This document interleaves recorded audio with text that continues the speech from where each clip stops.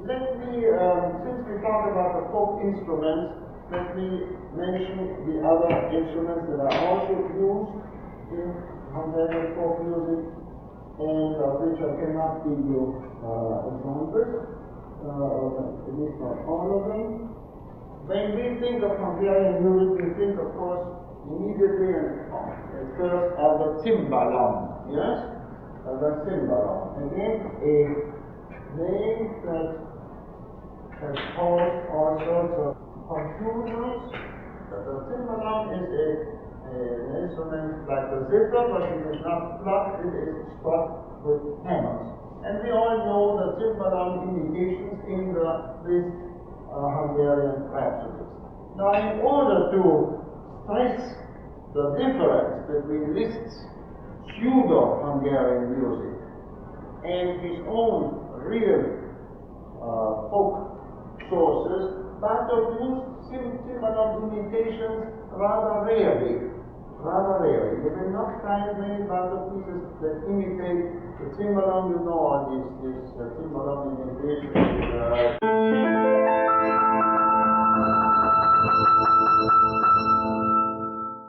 This sort of thing, yes? You find it rarely in Bartok. Because he was very anxious to stress the fact that Liszt used gypsy music, which is not the Hungarian folk music, and he uses Hungarian peasant music for his inspiration.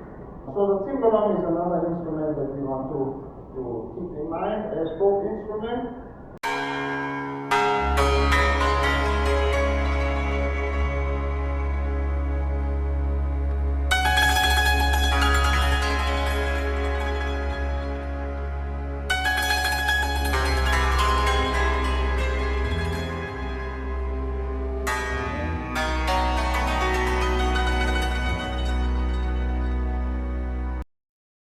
One more, that the tarogato. The tarogato is a clarinet type of instrument, wood instrument, lower than the clarinet, and it's a beautiful instrument. So beautiful that Gustav Mahler, when he conducted Tristan and Isolde in Budapest, used to compliment the Hungarians a tarogato for the song, for the tune of the shepherd in the third act of Tristan. It's a solo which is given to the English horn and any other orchestra, and he used the tarogato.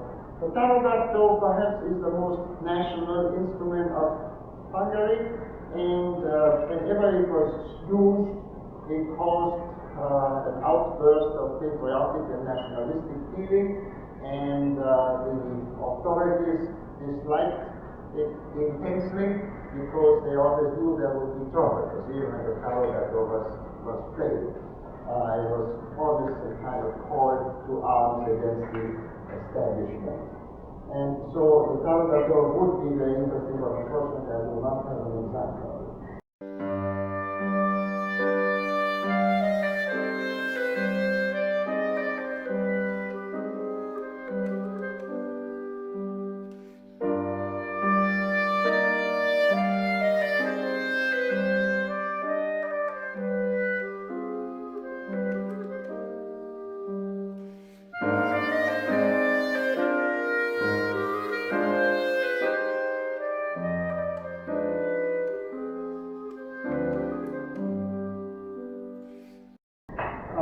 What we must keep in mind is that Bartok did not have a tape recorder for his investigations of folk music. He, with his wonderful ears, you see, notated the folk tunes.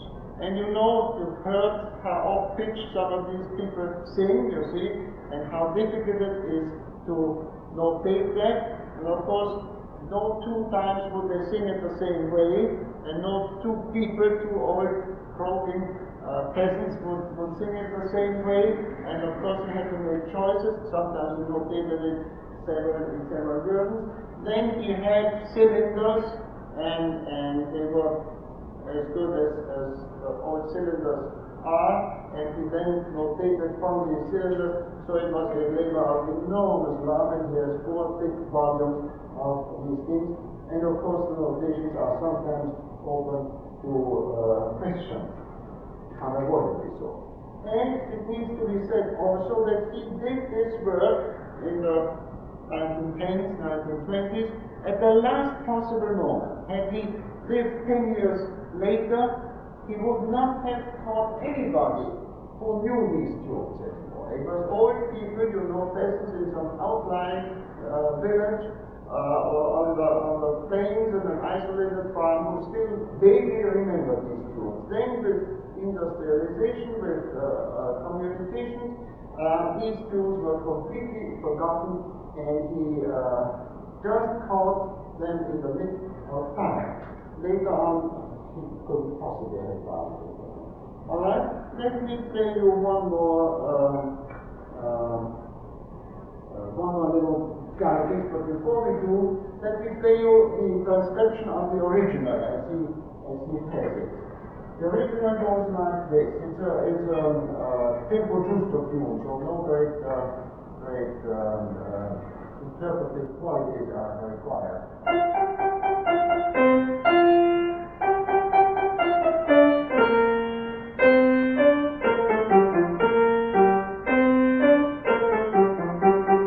Alright, the text, if you want to hear it in a translation, from a translation. I don't know Old Hungarian, I don't even know New Hungarian, but I translated from a German translation. And what the text says, deep poetry, I climbed the plum tree and tore my pants.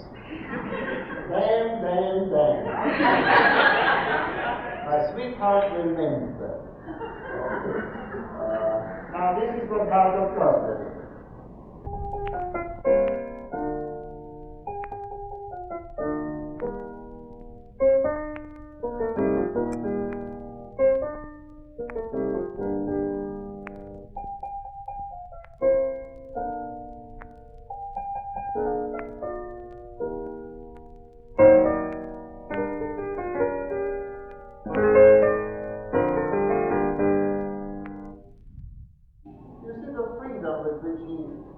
Treats these tunes and which he sings. I would like you to hear one more tune played on a flute and on a bagpipe, and I would like you to think at the same time what the setting of this folk music was. You see, you must picture the Hungarian plain as absolutely flat like a pancake, not a tree, no fields. If you think of it like Kansas or something like that, you are completely wrong. See, there is nothing. There are herds of sheep. There is once in a while a fountain, pump, stagnant black water, ponds, a wide horizon, and utter loneliness. Now that has probably changed, but at the time this was really what we would call the steppes of Asia. With the exception of one great city, Budapest, and some overgrown villages. Pretty much overgrown villages, not much more. Even in the villages, you see you had the geese crossing the market square, and the cows and the goats you see in town, and it was a very backward agricultural country. And so that is the setting, these wide horizons on the plain in which we must think of these folk tunes.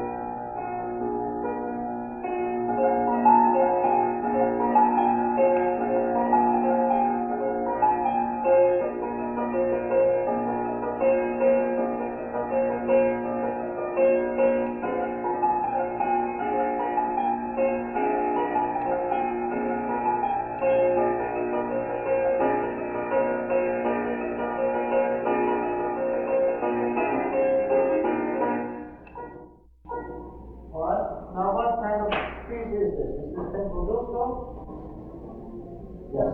And what instruments might have been in the background? Bagpipe and flute. Here you have these short two-measure groupings. By the way, I can give you a name for those groupings. They are called aphaya. Aphaya. Two-measure groupings, and the groupings are called aphaya. In conclusion, I would like to play one more folk tune. And first of all, I want to give you one of the few timbalom imitations of Bartok. And that is in the Bagatelles. Which number in the Bagatelles of is 4. The Bagatelles of Bartok were the first pieces where he really was his own, was on his own. And they are, strangely enough, neglected. They are not played nearly as often as they should be. They are wonderful, wonderful pieces. And so this is a timbalom imitation, one of the few. In this case in particular, we can think of the important side of Bartok's music, and perhaps the most beautiful and most unusual side of Bartok's music, and that is the night music type of compositions. You see, night always had a great fascination for all musicians. They are not very intellectual in general, and so anything that has to do with night and the emotional life always had great fascination. And there is a very wonderful article by one of the greatest Hungarian musicologists, Bencsek Szabolcsi. You have that bibliography, and so I don't think I need to spell it out. On the night music, not only of Bartok, but the whole idea of night and nature in general in music history since the 18th century. And he comes to a kind of historic sequence which is very beautifully worked out. And he says, and touching on this very briefly only, that for Handel, for instance, nature is heroic. Think of what is it called, the Largo of Handel, yes? Where he speaks of the forest as being a very noble and very beautiful thing in nature. Haydn treats nature in an idyllic way, yes? For Haydn, nature is very idyllic. Beethoven, in his Pastoral Symphony, relates his own feelings strongly to nature. You see, it's not so much a description of nature as the feelings aroused by nature. So it's a humanly related view of nature. Then Szabolcsi says, for Wagner, nature is magic. Think of Feuerzauber or symbolic, Waldregen and Walküre, symbolic of spring. For Debussy, nature is ethereal, fluid, mysterious, engulfing. You see, you sort of drown in nature. Think of Teleas and Melisande, which is always in semi-darkness. For Stravinsky, nature is barbarous, is hateful. Man is crushed by nature. Think of rites of spring. Bartok is the first composer for whom nature feeling is cosmic.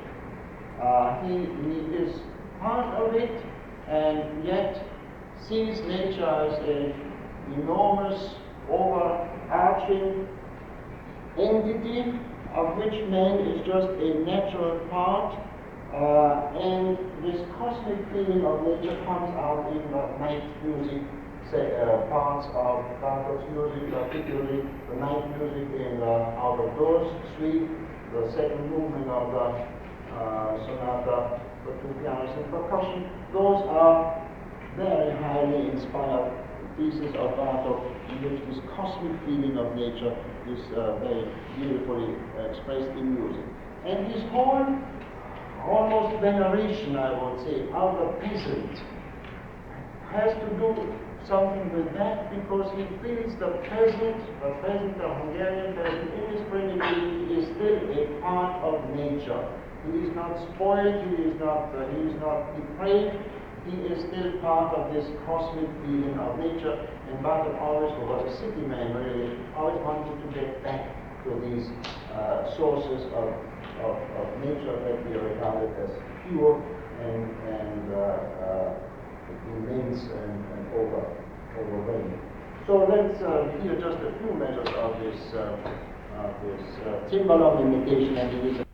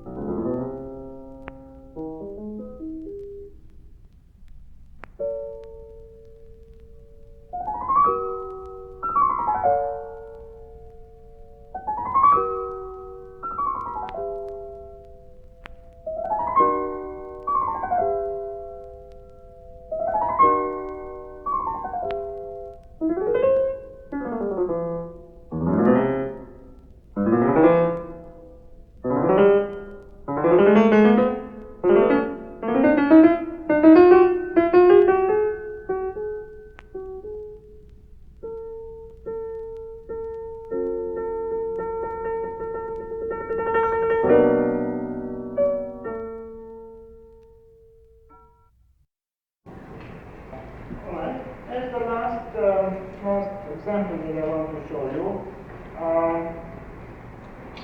I would like to play you the Soldier Song, number 18, in 4 children, and I'll try to play as it's written. And then we will hear the original on which it is based, and then we will hear a recording as Bartok plays it. Please keep in mind as I play what that sounded like.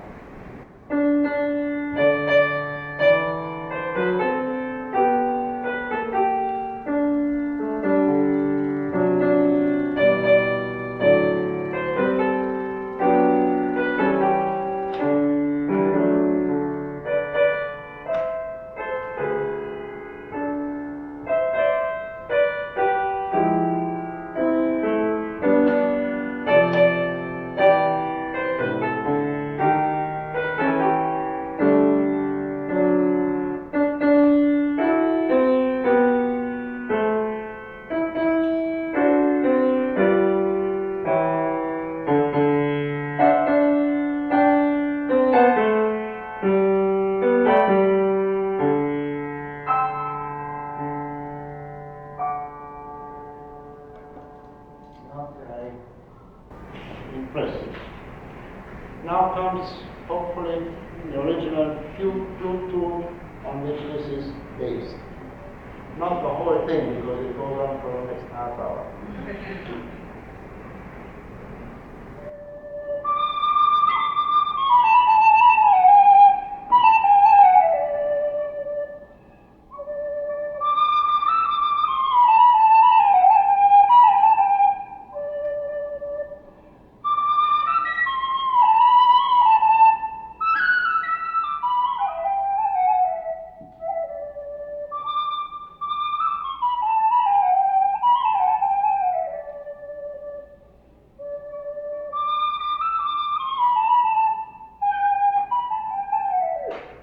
Now, if you're patient, we'll switch back to Bartok's interpretation of the piece that I am going to hear at the piano. All right, this is what Bartok does with his flute tune, and in contrast to my interpretation.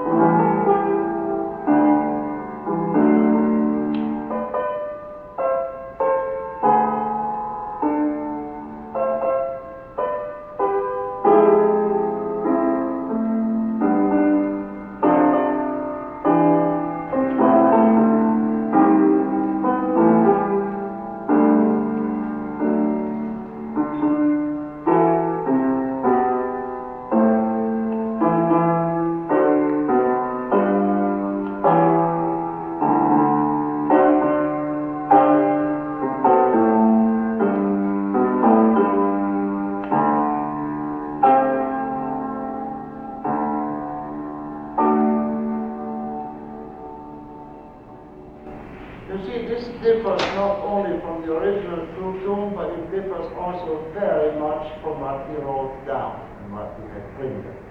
So that's the other side of the coin, you see. On the one hand, it is true that we must take every marking in Bartok very, very seriously. On the other hand, we must also have the courage to play these pieces freely with the imagination of a composer who improvises on his own tunes. He plays out chords, he does all sorts of things. We can only hope to come close to this. If we hear several recordings of Bartok, and there are a few extant, we will see what he does, how imaginative he is. Composers are sometimes not the best interpreters of their music, but if they are good pianists, and he was, just as Rachmaninoff was, there's nobody who can play that music better because nobody has the courage to play them the way he does. Perhaps along the same line, and in conclusion, we might play one or the other of the Romanian folk dances as he plays them. And that is a recording that you may not be able to get very easily. His own playing of the Romanian folk dance, saying that it is not really Romanian folk dances, but it is folk dances of Romanians living in what was then Hungary. There was not much love lost between the Romanians, in which were a minority in Hungary, and the Hungarian majority. So it took a certain amount of courage on Bartok's part to even bother with that kind of music. I also have here the transcription of the original tunes, and you might be interested in at least glancing at that. So we won't do the whole thing, but one or the other perhaps if you like. There is one more aspect that we should touch on in Bartok's music, and that would keep us here till all hours, and that is the aspect of the mathematical basis of much unconscious mathematical basis, the proportions that are much in evidence if you study that music, both harmonically, rhythmically, and structurally in Bartok's music, and that has something to do with this cosmic feeling that music is a cosmic force and a force of nature as well as art. If you want to read about it, there is this article by Levi which deals with it, and on a small scale also the jacket cover of the recording by Shandor. For instance, you see children always have difficulty remembering how often to play at the beginning of the Allegro Barbaro. Yes? Now that is not an accident that he has 13 measures of one thing and then 8 measures of another and 5 measures of something else. It's always a certain numbers that are important in Bartok. It is always 13, 5, 8, and 13. That is a mathematical series, and it's a so-called Fibonacci series that was discovered in the 14th century, which he unconsciously uses. And he also has intervals that agree with this series. It has 5 half tones or 8 half tones vertically, never 6 or 7, and so there is a lot of symbolism, if you will, completely unconscious on a mathematical basis in his music. But neither am I a good enough mathematician, nor do we have time to go into it. But there is a lot more to be said along that line. Let's hear a few of the Romanian.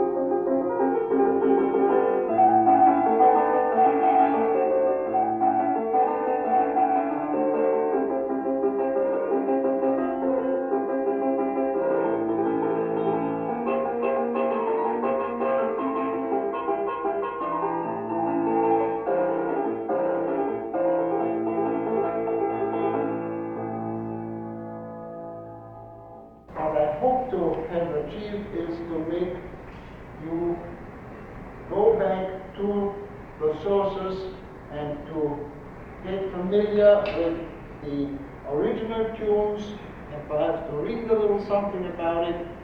There are recordings available of the original tunes. There are several collections.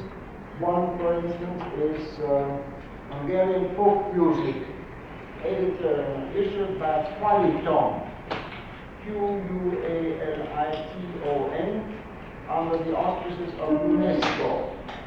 The catalog number is LPX 10095-298. So there are 4 sides to it. Then there is a collector's series, MACE, M-A-C-E, M1008, folk songs from Hungary. Those are commercially available. Then there are others issued by the Hungarian Ethnographic Museum and so on. Those are harder to get by. But if you listen to several of those, they are not artistically thrilling, but I think they will give you a very healthy respect for the artistry of Bartok in these miniature pieces, and they will give you the authentic style which you then must transfer to Bartok's artistic elaboration of his tunes.